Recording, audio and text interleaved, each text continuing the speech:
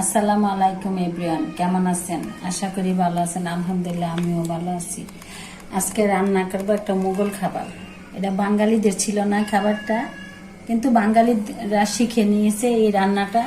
আর আমরা ছোট কাল থেকে আমার আম্মারে দেখতাম এটা রান্না করতে। কুরবানি আসলে নেহারি বলে, আমরা এটাকে নেহারি নামেই চিনি, কিন্তু সারা বছর তো রান্না করে খাওয়া যায় না।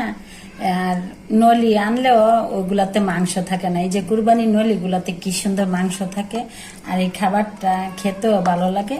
এই যে দেখেন অনেক মাংস টাংস আছে।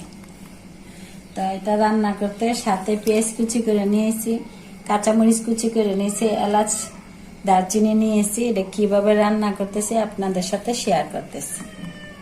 পাতিলটা বসিয়ে দিচ্ছি চুলার উপরে। এখানে পাতিলটা গরম হয়ে যাক, তেল দিয়ে দিচ্ছি।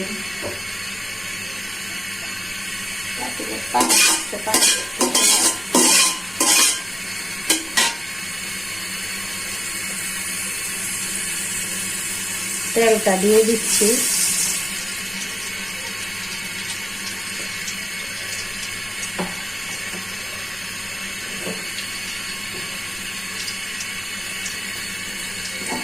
সাথে দিচ্ছি তেজপাতা,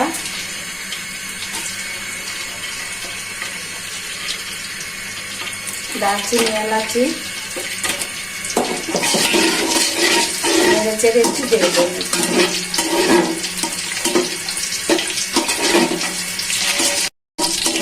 এলাচি, দারচিনি, তেজপাতাটা ভাজা হয়ে গেছে।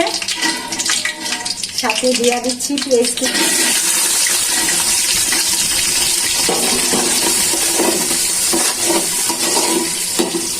এখন দিয়ে দিচ্ছি একটা একটা মশলাগুলা।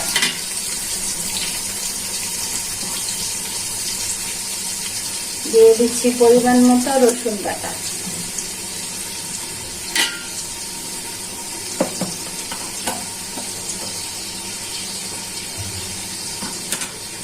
দিয়ে দিচ্ছি পরিমাণ মতো আদা বাটা,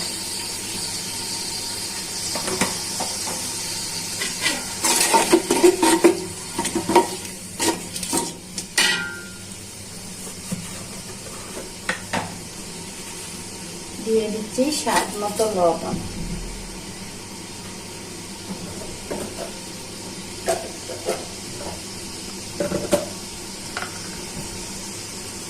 দিয়ে দিচ্ছি পরিমাণ মতো ধনিয়া গুঁড়া,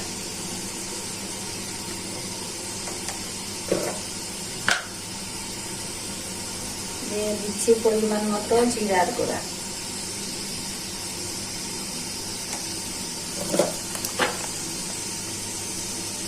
দিয়ে দিচ্ছি পরিমাণ মতো লাল মরিচের গুঁড়া,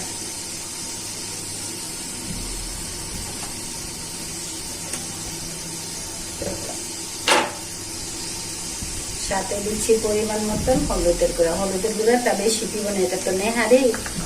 এটা স্যুপের মতো খাওয়া যায়, পরোটা রুটি দিয়েও খাওয়া যায়, ভাত দিয়েও খাওয়া যায়। এটা যার যার ইচ্ছা অনুসারে খেতে পারবেন। এটা একটা মজার খাবার। নেড়ে চেড়ে মশলাটা ভালো করে কষিয়ে নিই।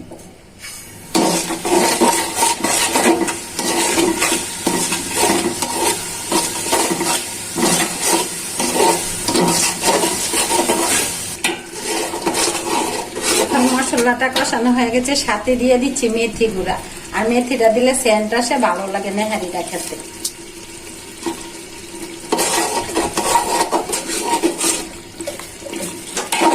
ভালো করে কষানোটা হয়ে গেছে, মাংসগুলো দিয়ে দিচ্ছি, ওইগুলো দিয়ে দিচ্ছি। এখন ইয়াটা মশলাটা কষানো হয়ে গেছে।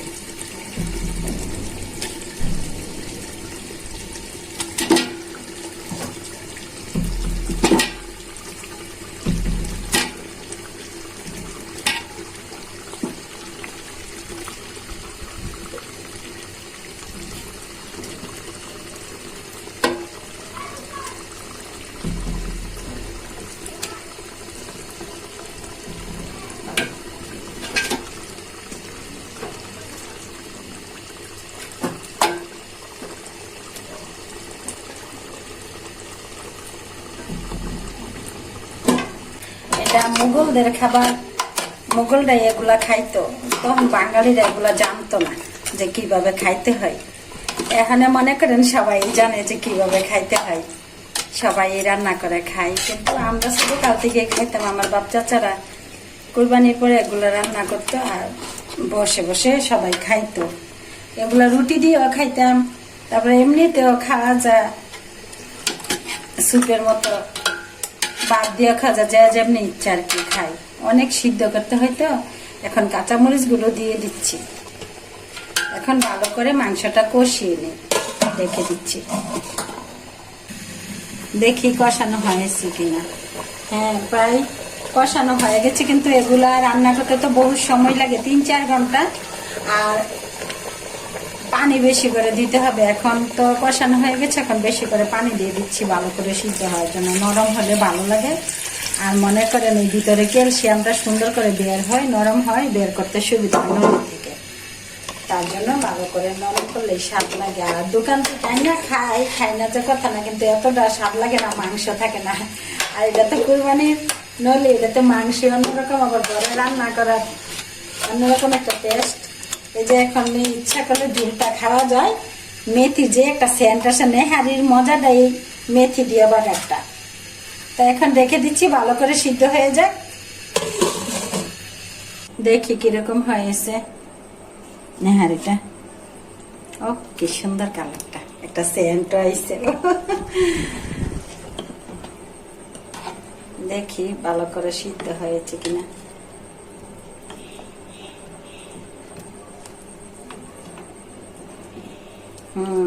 হালকা হালকা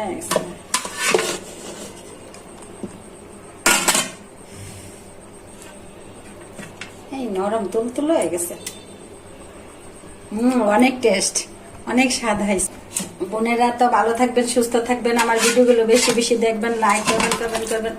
আল্লাহ হাফেজ।